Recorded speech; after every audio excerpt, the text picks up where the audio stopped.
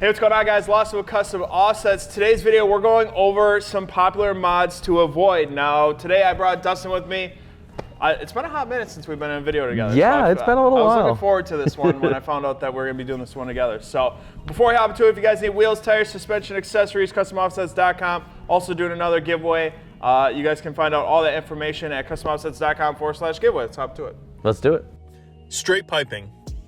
Straight piping your muffler. Listen, just don't do it, okay?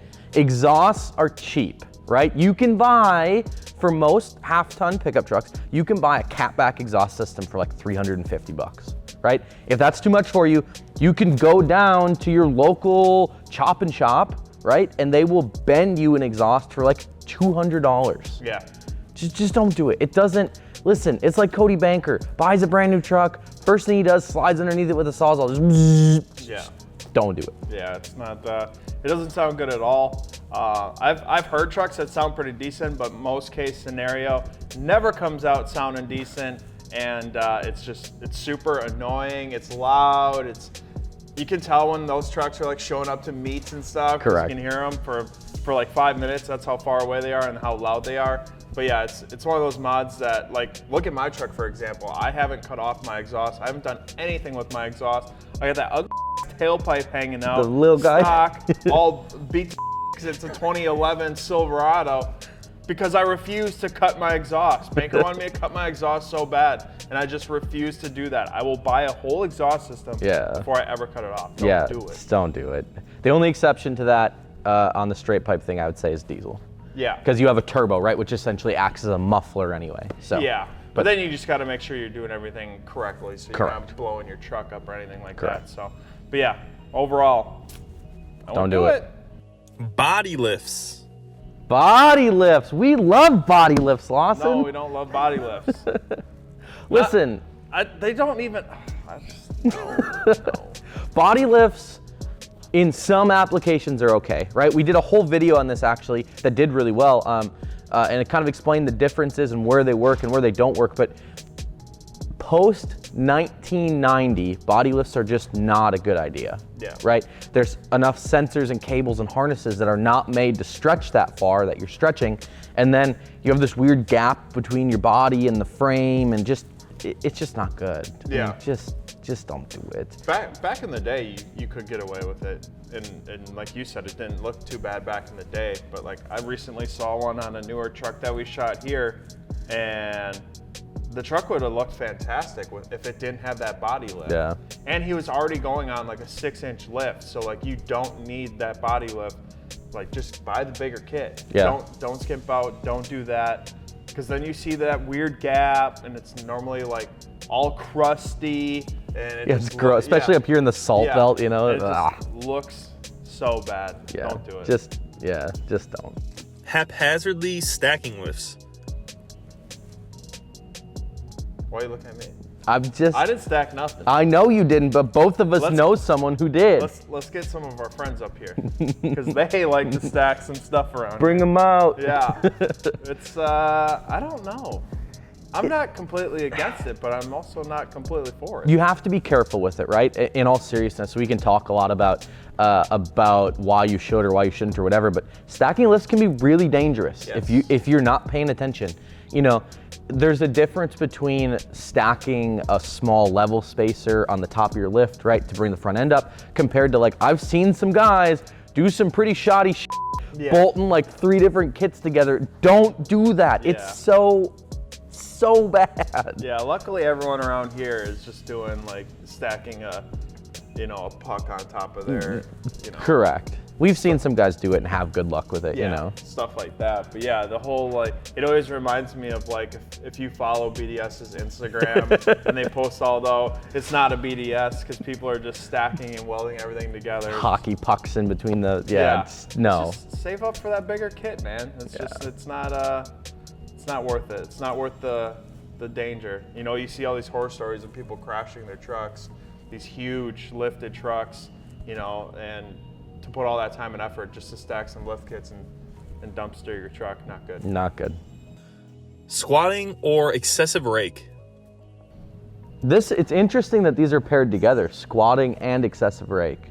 Because you don't see a lot of raked trucks anymore. And by rake, you know, the front end's low, the rear end's high, right? You don't see a ton of that. Unless it's like a drag setup or something where you're looking to weight transfer. I saw one the other day. Did you? Well, maybe not the other day, but like a couple months ago on 41 up here. And it's funny because the truck in front of him was squatted like pretty heavily. I was like, okay. And then the truck behind him was pretty raked heavily. Like he looked like he belonged at the drag strip. Like custom paint job. Yeah. I think it was like a 3rd gen Ram, you know, had like that, they had those, I believe it was the 3rd gen that had like the orange, like crazy color scheme that one year. Yeah, And then he was towing a boat. So like he was crazy raked. And then his boat was crazy squatted. And I was like, what is going on here? These mans bought one lift kit and split it between both of them. Yeah. One got the front and one got the back. I don't, but I mean, just in terms of the whole overall thing here, I mean, listen, if squat is your thing, it's cool, right? If that's what you're into, like all you guys in the Carolinas, that seems to be your thing. And I mean, good for you guys. But you gotta understand that when you do that, you can't see a lot, right? Yeah. Ask Junior when he drove the Bronco. Yeah. When you pick the nose of the truck up in the air, you lose a lot of visibility in the front. And again, it can be pretty dangerous. Yeah, you know? absolutely. And I've seen some like squatted trucks, you know, look pretty good. Yeah. You know, even like a little bit of squat looks pretty good. Some like once you get into a little bit more excessive squat, I've seen some dudes pull it off. But some of you boys are wild, man. Yeah, you are way more wild than Some of we you are. guys look like you should be in like astronaut suits ready to take off for the damn moon, man. It's crazy. Crazy. Throwing in spacers instead of planning for proper fitment. Planning for proper fitment instead of throwing it. So spacers in general is Yeah, what we're so getting at here. Buying 16 wides instead of buying your 14 wides with spacers. This one I could go either way on, I think.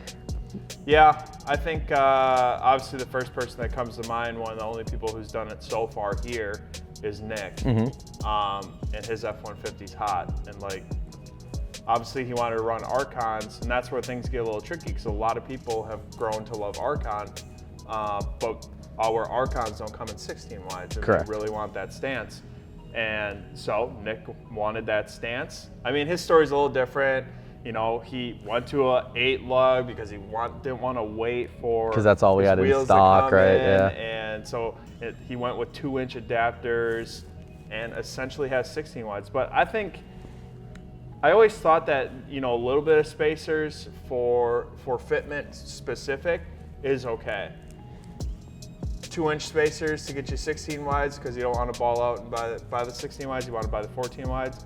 Hey, I mean, to each their own. I'd make sure that you're triple checking your bolts, you're making sure that Correct. you're doing everything very safely, because that's how you start snapping studs and wheels fly off and you crash your truck. So Yeah, and I think more importantly, the underlying thing with this is if you're gonna buy spacers, if you're gonna buy adapters, whatever, make sure they're quality, right? Everyone knows somebody who's bought eBay spacers or Amazon spacers or whatever, somewhere along the lines, and had the horror story of 65 miles an hour, losing a wheel and tire going down the road. It's an expensive day for a lot of reasons. You know, your spacer's junk, your wheel and tire are probably all banged up now because they went flying down the interstate at Mach 80. And it just, if you're gonna do spacers, stick with high quality stuff. That's why we only sell Bora spacers and whatever their sister company is. I forget what the steel one is. But either way, only high quality spacers or adapters, the stuff that's gonna take care of you. And we have, like you said, we've got some guys running them and they really like them, so. yeah. Cranking your keys. Cranking keys. GM boys, we're looking at you. Don't do it. Did you crank your keys? I did not. All right, good. I cranked my keys in my first truck. I think everyone cranked their keys in their first car. Don't do it. It's bad. You tear the whole front end up, you adjust the suspension geometry to angles it's not meant to be at, and it's gonna ride like a bag of dicks. Yeah, like really, really bad. Like not good at all. It's not fun. We've been there. Don't do it. And it's not worth it for that like extra inch or Yeah. whatever that you get. It's just really, really not worth it. Like I said, it's one of those things that you hear about it everyone did it in high school, first truck, back in the day, everyone tried it out. Now we're here to tell you that, you know, back in the day when we did it, we learned and you shouldn't do that. So yeah, just don't do it. Just one of those mods, don't do it.